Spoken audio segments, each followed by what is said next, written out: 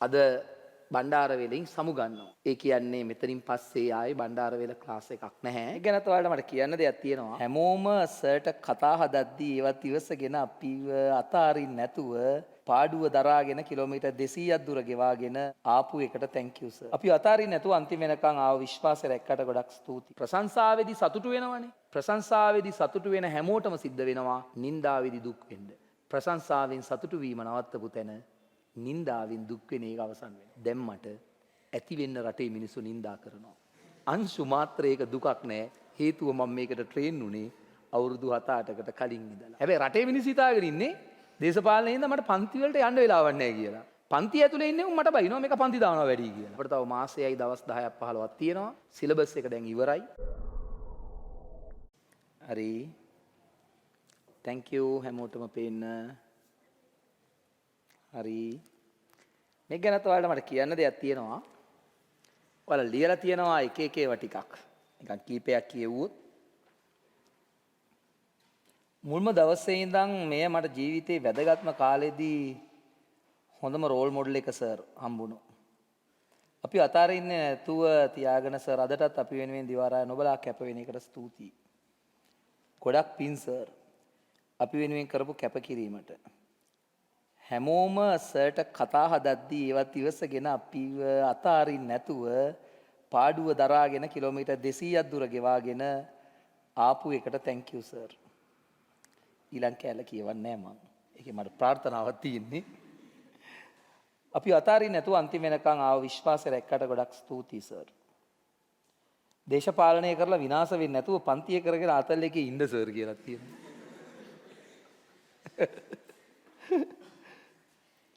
පන්තිය පටන් ගත්ත දවසේ ඉඳන් අද වෙනකම්ම සගේ ක්ලාස් ආවා. අපි අතාරින්න නැතුව මේ වෙනකම් කරපු කැපකිරීමට ස්තුතියි. මතකයේ අවබෝධය හා තර්කානුකූල බුද්ධිය තුලින් අපිට ආරම්භයේ සිට අවසානයේ දක්වා සර්ට ඉගෙනුව එකට thank you කියලා තියෙනවා. ගොඩක් ඒවා තියෙනවා. සර් අවුරුදු දෙකක් තිස්සේ අපි සර්ගෙත් අපේ ජීවිතේට ගොඩක් දේවල් එකතු කරගත්තා. සර්ගෙන් අපේ ජීවිත සාර්ථක කරගන්න සර් අපට දෙන උපදේශ මඟ පෙන්වීම ගොඩක් වටිනවා. මගදී නවත්තන්න නැතුව අන්තිම වෙනකන් ක්ලාස් එක කළා සිලබස් එක ඉවර කළාට thank you sir. ගෙවුණු අවුරුදු දෙක පුරාවට කරපු හැම දෙයකටම ස්තුතියි කියලා තියෙනවා. ඊට පස්සෙත් තව ඒවා පටලවලක් තියෙනවා. සර් අදට අපට අවුරුදු දෙකමාරක් විතර ගොඩක් දුර ඉඳන් හැම සතියකම ආවා ඉගෙනුවා. thank you sir. thank you. ඔබ අපට ඉගෙනුවේ විෂයම පමණක් නෙවෙයි. බාධක අභියෝග කරගෙන කඩා වැටි මිදිරියේ ජීවිතේ ජය ගන්න ආකාරයත් ඉගෙනුවා. මගෙන් ඔයාලට ගන්න පුළුවන් ඒක ආදර්ශයක් ලෙස. ඔබේ බණ්ඩාරවෙල සමු ගැනීම අපට මහත් අවාසියක් වනු ඇත. ඔබගේ වටිනා කාලයක් වෙනුවෙන් කැප කළාට ස්තුතියි ගුරුතුමනි කියලා තියෙනවා. ඔව් ඉතින් ඔයාලා දකින්නවනේ මගේ කඩා වැටීම මොන වගේද කියලා නේද? මේ ශාලාවෙන් එකක්. අද ශාලාව ඇතුලේ ළමයි ටිකක්. ආර්ථික වශයෙන් පහළට යාම, දේශපාලනික වශයෙන් ජයග්‍රහණ ලැබීම, ඊට අමතරව මිනිස්සු අවලාද අපහාස කරනකොට විඳ දරාගෙන ඉන්න එක, අර කිව්වා වගේම හරි ඒ කිව්වා වගේම දේශපාලනය අතෑරලා පන්තියක් කරගෙන පාඩුවේ ඉන්න කියන එක, ඒ ඔක්කොම දේවල් එක්ක අද බණ්ඩාරවෙලින් සමුගන්නවා. ඒ කියන්නේ මෙතනින් පස්සේ ආයේ බණ්ඩාරවෙල ක්ලාස් එකක් නැහැ. මේ ක්ලාස් එක මම හදිස්සියේ ආපු එකක්. හැබැයි ආයෙත් මං කියනවා ඔබ ලියලා තිබිච්ච දේවල් එක්ක මං කිව්වා ඡන්දේ නෙමේ මොනවා වුණත් සිලබස් එක ඉවර කරනකන් එනවා කියලා. අවුරුද්දක් දැන් ගිය නොවැම්බර් මාසයේ ඉඳලා මේ නොවැම්බර් මාසයට මං ආවා. මතක හැටියට ඕනනම් දවස් 2-3ක් නිවාඩු දෙන්න ඇති. වෙන නිවාඩු දුන්නේ නැහනේ. දවස් 3යි නිවාඩු දුන්නේ. එකක් රට ගියපු වෙලාවේ නිවාඩු දුන්නා. ආයේ අතරමැද එක දවසක් නිවාඩු දුන්නා ඉච්චරයි. වෙන නිවාඩු දුන්නේ නැහනේ. ඒක කියන්නේ මම මේ වැඩේ කළා සහ මේ ඉවර නැහැ. මේ ලබන මාසයේ සම්පූර්ණයෙන්ම ඔන්ලයින් වලින් තමයි වැඩේ යන්නේ. සිලබස් එක ඉවර වෙන නිසා මේ සතියේ තමයි අපි නිල ලෙස පන්තිය ඉවර කරන්නේ. ඒ වගේම මම හිතනවා ඒක මැදදී ලොකු පිරිසක් පන්තිය අතෑරලා ගියා. දැන් ඉන්නේ පොඩි පිරිසක්. මේ අවුරුද්දම ඔබ දන්නවා හොඳටම ආර්ථික වශයෙන් මෙලෝ ලාභයක් නැහැ. ඔබට පන්තියේ ඔබෙන් ලැබෙන මුදලට වඩා වැඩි මුදලක් මට වියදයි යනවා. ඒත් මම මේ අවුරුද්දම ආවා. ආවේ මම මෙතෙක් කාලයක් ළමයින්ට උගන්වලා රැකගෙන තිබිච්ච විශ්වාසයේ බිඳ වැටෙනවට දක්වන බය නිසා. ඒ වගේම අර ඔයාලා print කරලා රාමු කරලා තියෙන කොළ ටික ගැනත් කියන්න ඕනි. ඉස්සර පන්තියක් ඉවර වුණාම ඔය කොළ ළමයින්ට ලියන්න කියලා මං කියනවා. සර් ලියලා දෙනවා. එන්නට ලියන නෑ. එන්නට ලියනවා. ලියලා දෙනවා. සමහර අය ගෙදරනු ලියාගෙන ඉනවා. ඒවයි ඔය ටික ඔය විදිහටම තියෙන ඈ. තාම මේ කොළ තියෙනවා සමහර අය ගෙදර. පස්සේ හිතුණා ඒක මාව වර්ණනා කරනවා. ඒක වර්ණනා කරද්දි මට සතුටක්. කාටත් සතුටු වෙන්නේ වර්ණනා කරද්දි.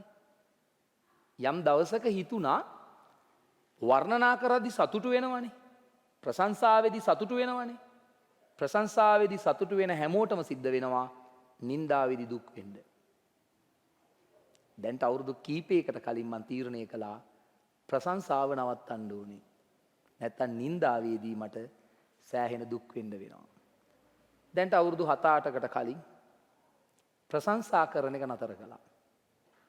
හේතුව ප්‍රශංසාවෙන් සතුටු වීම නවත්තපු තැන නින්දාවෙන් දුක් වෙන එක අවසන් වෙනවා. දැන් මට ඇති වෙන්න රටේ මිනිස්සු නින්දා කරනවා. අංශු මාත්‍රයක දුකක් නැහැ. හේතුව මම මේකට ට්‍රේන් උනේ අවුරුදු 7-8කට කලින් ඉඳලා. අද දවස මීට අවුරුදු 7-8කට කලින් මම ප්ලෑන් කරලා තිබිච්ච එකක්. ඒ නිසා රටේ අය විරුද්ධ දේශපාලන පක්ෂවල අය මාව නැති කරනවා. කියන්න පුළුවන් හැම විදියකටම බයිනවා. මෝඩයා, පිස්සා, හරකා, ගොනා අපේ අම්මලා තාත්තලාටත් බයිනවා. ඊයේ මම දැක්කා ඊයේ නෙමෙයි සිකුරාදා පන්තියේ මං කිව්වේ. මගෙන් පන්තිය ඇවිල්ලා උම ලියනවා. මං උඹේ පන්තිය ආවා. මේ රොටරියේ ඒ ඔක්කොම ටික ලියන අතර වාරේ ඌ ලියනවා අපේ අම්මව ගණිකා සේවය යොදවන්න ඕනේ කියලා. මං ඌට ස්තුතියි කියලා යවනවා. දුක හිතෙන්නේ නැද්ද? අවුරුදු ගානකට කලින් ප්‍රශංසාවෙන් සතුටු වෙන එක නවත්තලා ඊට පස්සේ නින්දාවෙන් දුක් වෙන්නේ නැහැ. ඉතින් මට එහෙම කළාට කිසිම වේදනාවක් අංශුමාත් දශමයක්වත් නැහැ. හේතුව මම මේක ට්‍රේන් කරලා තිබිච්ච වැඩක්. අවුරුදු ගානකට පස්සේ තමයි ওই ටික ආවේ. අවුරුදු ගානකට පස්සේ නැත්නම් මේ අවුරුදු ගානකට කලින් ළමයි දන්නව ලියනවා කියලා. මම මේ වැඩේට කල් තියා ලෑස්ති වුණු කෙනෙක්. ඒ වගේම තමයි අද දවස් ඇතුළේම වෙච්ච එකක්. මම ඔයාලට අවුරුදු 2 ඇතුළේම කියපු එකක්. ඔයාලා හොඳට විභාගේ පාස් වෙන්න ඕනේ. මං එන කට්ටක් කනවා. ඔබෙන් ගාස්තුවක් අය කරනවා. ඒ නිසා ඒ කට්ටක් කියලා කියන්න බෑ. ඊට එහා ගියේ එකක් කරනවා. දැන් ලබන මාසෙත් මේ මාසෙත් එක්ස්ට්‍රා ක්ලාස් ගොඩක් දාලා අපි දැන් මැයි මාසේ ඉඳන් පන්ති දාලා එන ගොඩක් කළානේ. පන්ති වැඩි වුණා මිසක් අඩුයි කියන්න බෑනේ කාටවත්. ඔබ ඕනනම් කියයි මේක පන්ති දානවා වැඩි. හැබැයි රටේ මිනිස්සු හිතාගෙන ඉන්නේ දේශපාලනේ ඉඳන් මට පන්ති වලට යන්න වෙලාවක් නැහැ කියලා. පන්ති ඇතුලේ ඉන්නේ මට බයිනවා මේක පන්ති දානවා වැඩි කියලා. ඒක ආත්තල් වැඩනේ. එතනත් ඔයාලා මට බයිනවා මූ පන්ති දානවා වැඩි කියලා. හරිනේ ළමයි. බදාදත් පන්ති දැම්මා. සිකුරාදත් දැම්මා. ඉරිදත් දැම්මා. රෑත් දානවා. දැන් ඉරිදා උදෙත් දානවා. ලබන මාසෙත් දානවා. අය කරන්නේ නැහනේ. ඔයාලා බයිනවා මට. මම දන්නවනේ බයිනවා කියලා ඉතින්. ඒ අතර වාරේ අර වීඩියෝ සනම්මනන් වලට බයිනවා. මේක පන්තියවත් හරියට කරන්නේ නැහැ. වෙලාවට පන්ති වලට ඒ කියන්නේ පන්ති අඩුවෙන් උගන්වන්නේ යන්නේ නැහැ. කට් කරනවා. මේකගේ පන්තිය වන්න එපා කියලා කමෙන්ට්ස් දානවා. උන් බයිනවා පිටස්තර ඉන්න මිනිස්සු මම පන්ති හරියට කරන්නේ නැහැ. පිළිවෙලට එන්නේ නැහැ. යන්නේ නැහැ. කට් කරනවා කියලා. ඔයාලා බයිනවා වැඩියෙන් පන්ති දානවා කියලා. නින්දාවමනේ ළමයි. ඒ නිසා නින්දා කළත් කමක් නැහැ. ඔයාලා විභාගේ පාස් වුණොත් ඔයාලගේ ජීවිතේ ඔබට මම අර කලින් කියපු දේවල් ටික මාසිකව වියදම් කරන්න පුළුවන් ප්‍රමාණයට වඩා වැඩි මුදල් ප්‍රමාණයක් ඔබ අතට එන රැකියාවක් ඔයාලා හැමෝම බලාපොරොත්තු වෙනවා. මේ මොහොතේ ඒක නැති නිසා. ලංකාව වගේ රටක තියෙන ඔයාලට තියෙන ලේසිම ක්‍රමය තමයි අධ්‍යාපනයෙන් මේක ගොඩ දාන එක. ඉතින් ඔයාලගේ පන්තිවලවත් මම කොයි වෙලාවකවත් රිසල්ට්ස් දානේව මුකුත් කරන්නේ නැහැ. හේතුව අර පොයින්ට් එකම තමයි වෙන අයව භාවිතා කරන්නේ නැහැ කියලා මම අවුරුදු 7කට විතර කලින් හිතුවා. වෙන අයව භාවිතා කරන එක නවත්තන්න ඕනේ මගේ සාර්ථකත්වයට. මම ඔයාලට කවදාවත් කියලා නැහැ විභාගේ පාස් වෙච්ච ළමයෙක් ගැන තොරතුරක්වත්. දැන් අද ඇවිල්ලා උදේ වෙලාවේ උදේ මං ආපු ගමම්ම ළමයි දෙන්නෙක් ඇවිල්ලා කතා කළා.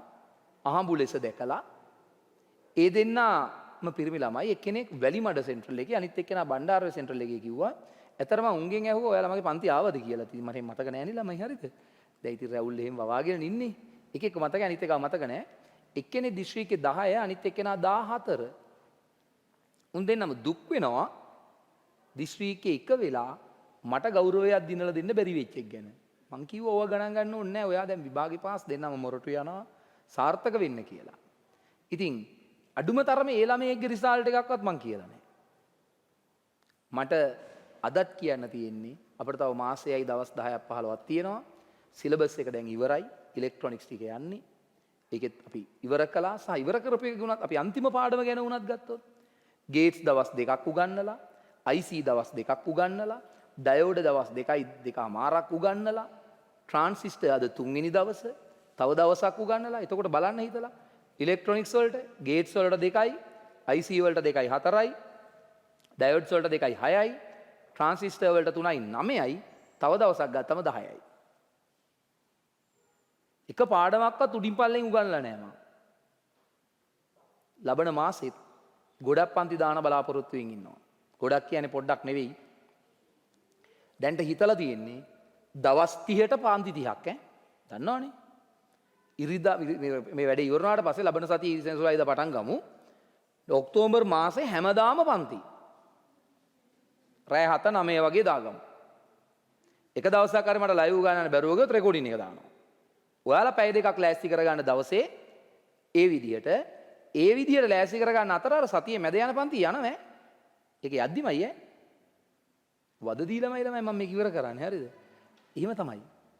හේතුව මං කැමති මේ වැඩේට. ඉතින් පිරිස අඩු වුණත් ආදායම් නැති වුණත් වියදම් වලට වඩා ආදායම අඩු වුණත් මම මේක ආසාවෙන් කරනවා. ඒ නිසා ඔයාලා ඔය දුන්නු හැම එකක්ම ඔයාලගේ ස්තුතියට පන්ති ඔයාලා ආවේකට ඇත්තටම ඔයාලා කියනවා වගේම අනිත් අය මම මේ වැඩේ හරියට කරන්නේ නැහැ කියලා හිතද්දි ඔබ ආවේකට ඒ වෙනුවෙන් මම ඔබට උපරිමයටම උගන්වුවා. ඒ හැම එකටම ඔයාලටත් ස්තුතියි.